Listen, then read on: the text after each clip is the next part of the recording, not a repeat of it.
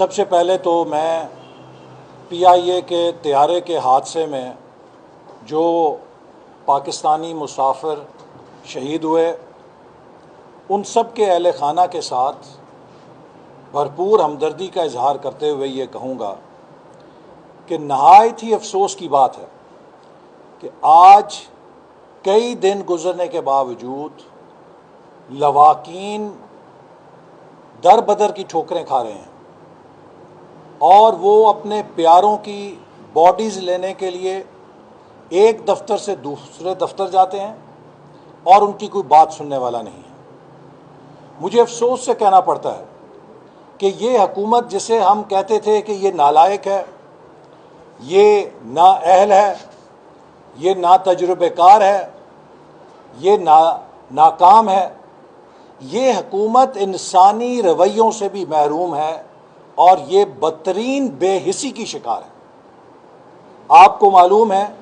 कि न्यूजीलैंड के अंदर जब दहशतगर्दी का वाक़या हुआ तो पूरी दुनिया ने देखा कि वहाँ की खातून वज़ीर आज़म ने किस तरह मुतासरीन के सिर पे हाथ रखा। हुकूमत ने अपने शहरियों को एहसास दिया कि वो तन्हा नहीं है। जिस दिन से पीआईए त्यारा हादसा हुआ है उन तमाम मुतासरीन के रिश्तेदार महसूस करते हैं कि वो किसी दुश्मन मुल्क के अंदर हैं। उन्हें अपना मुल्क महसूस नहीं हो रहा, उनके साथ कोई हमदर्दी करने वाला नहीं। आज भी मीडिया के ऊपर जब मैंने एक खातून की फरियाद सुनी तो मेरा दिल लरज़ गया कि ये कैसी हुकूमत है जिसके पास 50 से ज़्यादा वज़ीर हैं। अगर ये वज़ीर आज़म एक वज़ीर पे दो मुसाफिरों की डेड बॉडीज़ की वसूली भी जिम्मेदारी लगा देता तो 2 दिनों के अंदर ये मामला निपट जाते। वज़ीर आज़म का फ़र्ज़ था खुद कराची जाते और जाके निगरानी करते इस सारे काम की, लेकिन वज़ीर आज़म नथिया गली में सैर तफरी कर रहे थे और उन बदकिस्मत मुसाफिरों के रिश्तेदार दफ्तर दफ्तर ठोकरें खा रहे थे। ये बेहिस हुकूमत है, ये नाकाम हुकूमत है, ये नाअहल हुकूमत है।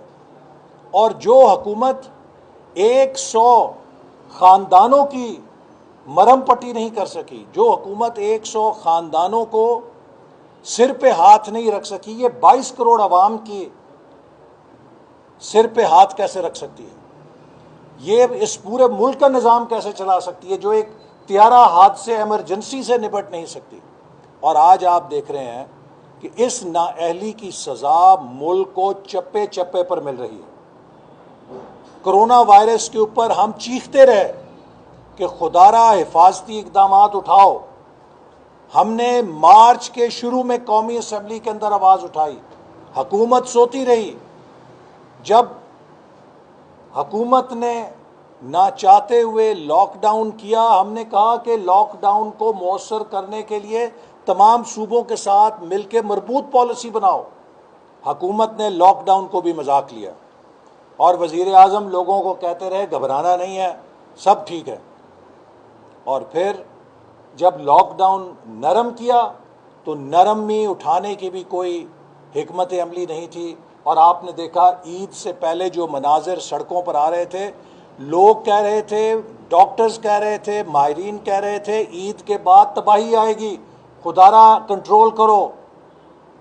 लेकिन हुकूमत आंखें बंद करके अपनी जिम्मेदारी से दस्तबरदार रही, जिसका नतीजा ये है कि अब हमारे मुल्क के अंदर अमवात की शरह तेज़ी से बढ़ रही है।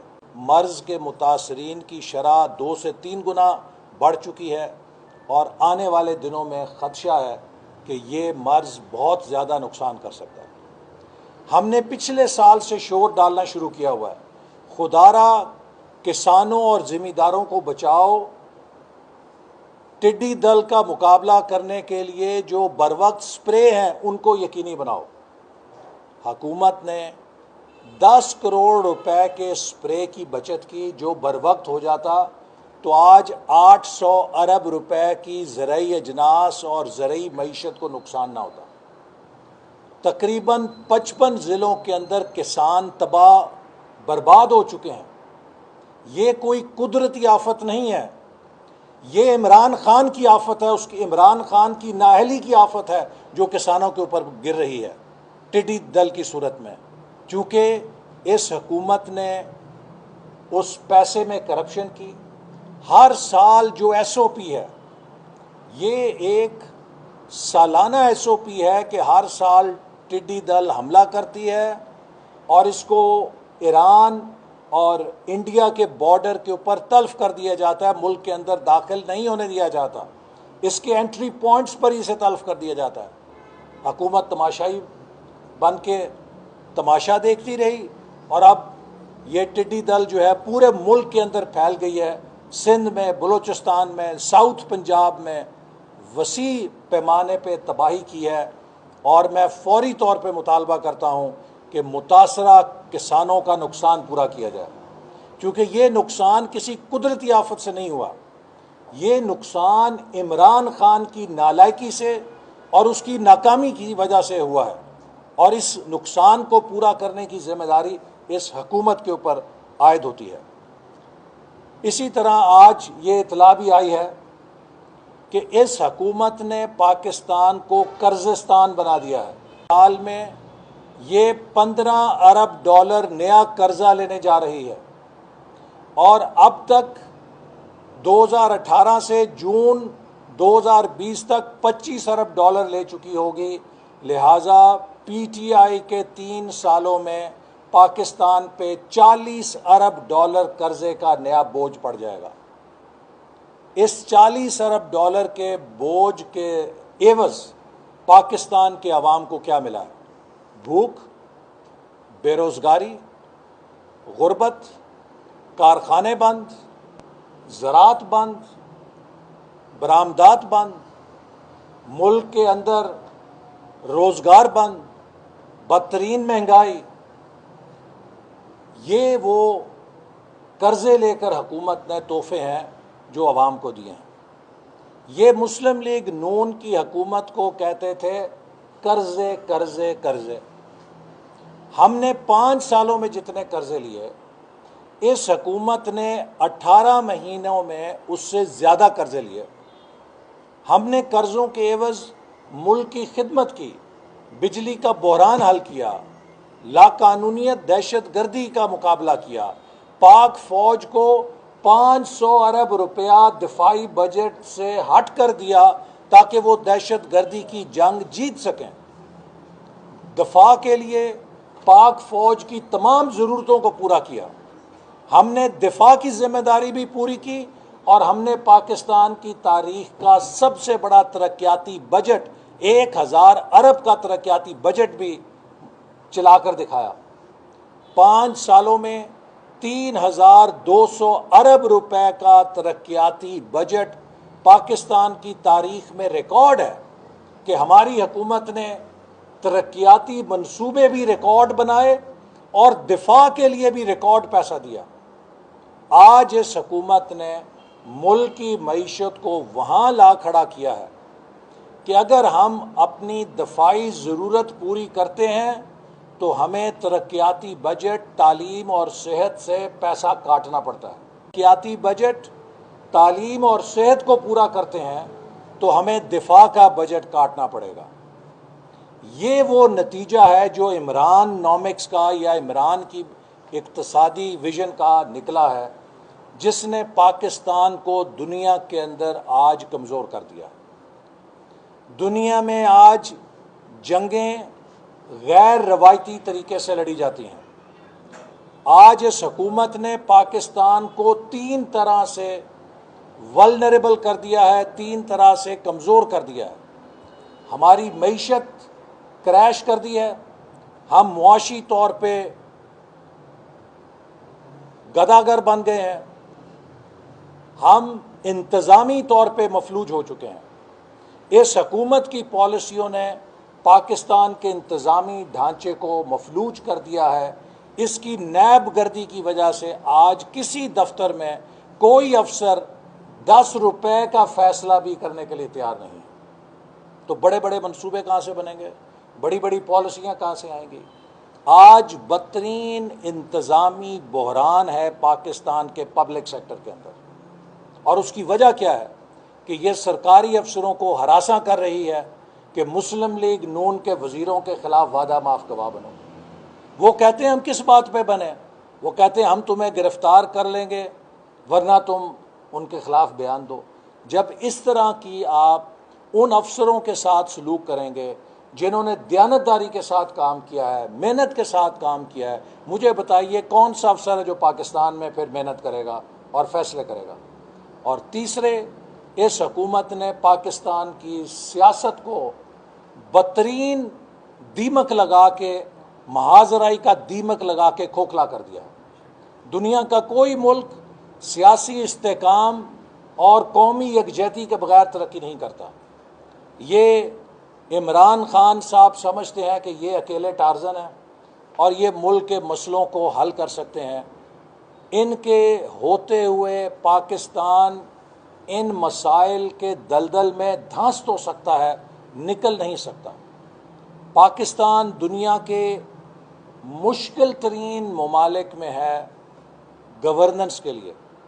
हमारा जो खित्ता है, हमारी जो माजी है, मार्शल लॉ लगते रहे, हमारा इंतज़ामी ढांचा, हमारे कौमी इदारे उतने मजबूत नहीं हुए। लेकिन एक ऐसा मुल्क जिसमें हकूमत चलाना मुश्किल तरीन काम है, वहाँ पे अगर आप इंतज़ामी बहरान भी पैदा कर दें तो उस मुल्क को किसी दुश्मन की ज़रूरत नहीं है। इसी तरह इस वक्त जो मुल्क के अंदर इस हकूमत ने सूबों के साथ महाजराई शुरू की हुई है, मैं समझता हूँ कि ये भी पाकिस्तान के वफाक को कमज़ोर करेगी। हमने 5 साल हुकूमत की। खैबर पख्तूनख्वा में PTI की हुकूमत थी, सिंध में पीपल्स पार्टी की थी, बलूचिस्तान में कौम परस्त लीडरों की थी, लेकिन हमने सबको साथ लेकर चलाया। उसका नतीजा है कि CPAC जैसा मंसूबा कामयाब हुआ, नेशनल एक्शन प्लान कामयाब हुआ। पाकिस्तान ने दहशत गर्दी और लोड शेडिंग के ख़िलाफ़ अपनी जंग जीती। अगर हम भी दस्तो गिरबान होते, हम भी मुल्क के अंदर महाजराई करते, तो हम गाली गलोच के अंदर तो तरक्की कर जाते, लेकिन मुल्क के अंदर ये मोटरवेज़ का जाल नज़र ना आता, मुल्क के अंदर तवानाई के मंसूबों का जाल नज़र ना आता, मुल्क में CPAC की निशानियाँ नज़र ना आती। इन्होंने जो मुल्क के अंदर एक एतमाद का बहरान पैदा किया है, उस एतमाद के बहरान की वजह से आज तमाम सरमायाकार पाकिस्तान से भाग रहे हैं। जितनी तेज़ी से पाकिस्तान से पैसा और दिमाग आज भाग रहा है, टैलेंट और ब्रेन ड्रेन जितना आज हो रहा है, इतना कभी नहीं हुआ था। और ये बड़ी ख़तरे की बात है। इस वक्त ये हुकूमत बदतरीन एतमाद के बहरान को पैदा कर चुकी है, जिसमें ना कोई सरमायाकार एतमाद के लिए तैयार है और ना कोई ज़हीन दिमाग यहाँ टिकने के लिए तैयार है, और मुल्क छोड़कर भाग रहे हैं, जिसका नुकसान हमारी आने वाली नस्लों को उठाना पड़ेगा। और हुकूमत जब हर तरफ नाकाम हो रही है तो ये अपनी चोरी छुपाने के लिए ऑपोजिशन पर इल्ज़ाम तराशी कर रही है। मैं इमरान खान साहब से सवाल करना चाहूँगा, चीनी के ऊपर सवाल ये नहीं है सब्सिडी किसने दी। सब्सिडी हर मुल्क के अंदर दी जाती है कि जब कोई जिन्स, उसकी कीमत आपने इंटरनेशनल मार्केट से कम हो, आपके पास वो फालतू हो, आप उस फालतू जिन्स को एक्सपोर्ट करके ज़र मुबादला कमाना चाहते हैं। तो मुस्लिम लीग नून ने जो सब्सिडी दी वो तब दी जब मुल्क के अंदर फालतू चीनी थी, और उसे एक्सपोर्ट करने के लिए सब्सिडी दी, जिससे ज़र मुबादला कमाया।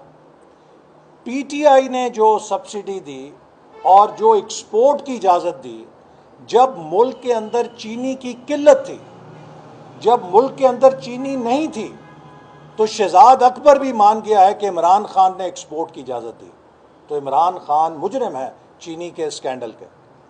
और जब 40% डिवैल्यूएशन हो गई थी, पाकिस्तानी रुपया 40% कम हो गया था, तो एक्सपोर्टर को किसी सब्सिडी की ज़रूरत नहीं थी। उसके बाद जो सब्सिडी दी गई वो उनकी जेब के अंदर पैसा भरा गया। तो तो मुस्लिम लीग नून की सब्सिडी में और इस हुकूमत की सब्सिडी और एक्सपोर्ट में फ़र्क है। हमारे 5 सालों में चीनी की कीमत 50-52 रुपए किलो रही। हमारी सब्सिडी ने चीनी की कीमत में इजाफा नहीं किया, हमारी एक्सपोर्ट ने चीनी की कीमत में इजाफा नहीं किया। 50-52 रुपए किलो मुस्तहकम कीमत रही। इमरान खान की एक्सपोर्ट और सब्सिडी ने चीनी की कीमत 85-90 रुपए किलो कर दी। इमरान साहब, सवाल बहुत सीधा और सादा है, कन्फ्यूजन ना फैलाएं। चीनी 50 रुपए से 90 रुपए क्यों कर हुई? इस 50 रुपए से 90 रुपए चीनी की कीमत जाने में किस किस ने बहती गंगा में हाथ धोए और किस किस ने मदद की? ये है असल इशू। ये इशू नहीं है कि 10 साल पहले कितनी सब्सिडी गई थी, 15 साल पहले कितनी गई थी, क्योंकि वो सब्सिडी दुनिया का हर मुल्क देता है। सवाल ये है कि पाकिस्तान के आम शहरी की जेब पे 50 रुपए से 90 रुपए किलो चीनी करके 300 अरब का डाका किसने डाला? हमें वो डाकू चाहिए, हमें इस डाके के जिम्मेदार चाहिए, और वो इमरान खान न्याजी और उस्मान बुज़दार हैं जिन्होंने इसकी इजाज़त दी।